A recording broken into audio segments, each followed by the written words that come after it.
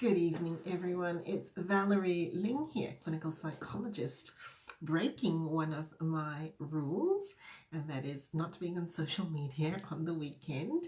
For my own sake, I try not to hop on because I do tend to get very carried away and I don't tend to have a proper recharge. Hey, Kim, you've caught me doing something quite against my normal norm, and that is being on social media. However, we just went to meet with some lovely friends for dinner and had a lovely play with the two kids. I've mentioned before I actually love, hey Lisa, thanks for joining me.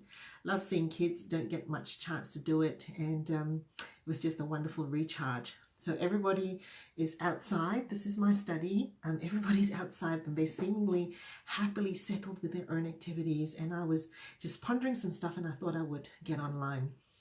What is it like for you to remove a safety net? What is it like for you to remove a safety net?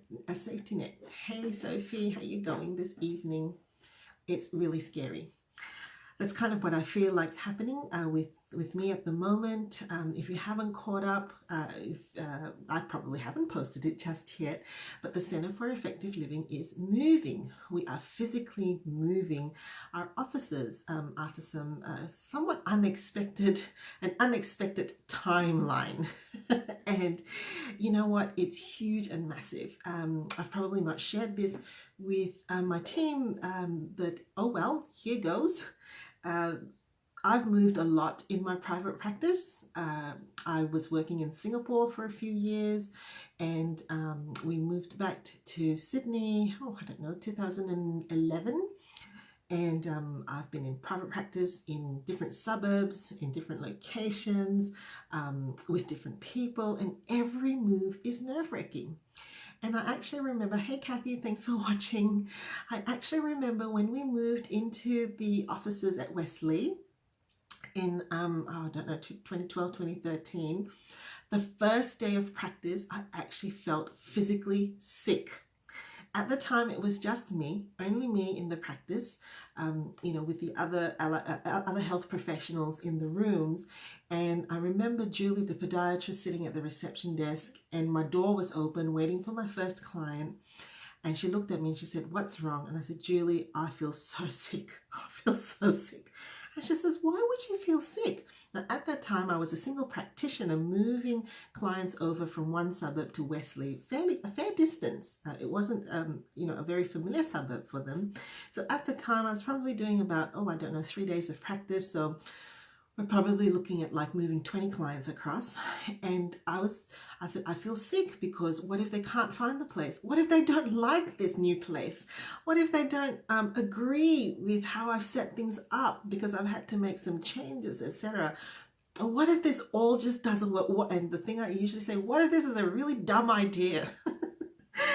And I have a journal for my journey, and every time I feel this way, I will flip back, and it reminds me of all the micro decisions I've made in the past that totally agonized me. Even when I first got my EFTPOS machine, I was so afraid, thinking that people would hate me because I had an EFTPOS machine. Why? I don't know. And here we are, fast forward, we've got several more clients, several more practitioners making another big move to Gordon, which is going to be amazing. I've met with the builder and the architect, and we're talking about how we can really make the space a sanctuary for our clients, given that our special area is in burnout prevention. I know what it's like for me to come to a sanctuary and to actually feel like, you just breathe. Lisa says, "I remember the move. It was a nice new space." Gordon's beautiful too. Lisa, thank you for saying that. It just goes to show that sometimes when you think about things being scary for other people, it's actually an invigorating thing. And so this week, I've been saying to myself, Valerie, you're removing the safety net. This time, you're removing a bigger safety net. Right? Things are happening. There's changes going on. New people are joining us as well. It's really exciting. And I remember I've just been saying to myself as I've been driving through all the different meetings, and I've just been sitting here in my study while everybody in the family is out there in their own space, just, encouraging myself. And I thought I would share this message too. You know what? It's okay not to have all the answers. It's a myth to actually think that we will have everything figured out before we take our steps. It's a myth. We can never know what to do and how to plan everything in fine detail. And so the best that we can do is to actually just say to self, when I need to get to the point of needing to find out, I will ask for help. I will find out. And even if I don't know, it'll be okay, because it just means that I will just need to give myself a little bit more time to figure it out. That it's actually all right to say that for today, I may not have all the answers, and that's just normal. And one of the other things I've been saying to myself is I add another word at the end of that sentence. I don't know for now, yet. Not yet. But eventually we'll get there. And the other part of that equation, when you're thinking that you're afraid of change and afraid of trying new things, is to also to remind ourselves that even if you make a mistake, the person that you are in the sense of your integrity, your honesty, your sincerity, and the genuine space of you, if you make a mistake, you'll repair it. It's so important to remember that. It's one of the things that I say to parents quite a lot.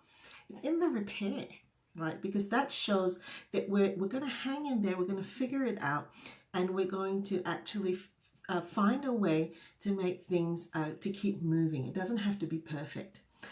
So I just thought I would share that with you, just my own thoughts this week about when you're feeling a little uncertain, remembering, I suppose, the journey that you've come from, if you think where you were this time 5 years ago, the stuff that was kind of frightening then, and how you managed to walk through that. And just, I suppose, having the patience with ourselves and the compassion with ourselves to say, you don't have to have everything figured out right now, because you will eventually figure out the people that you need to ask. And if you don't know, you don't know. No big deal. All right. It's time for me now to actually practice what I usually say and do a genuine clock off and say good night. Thanks, Kim, for the well wishes, and I hope you have a great, fantastic weekend. See you later.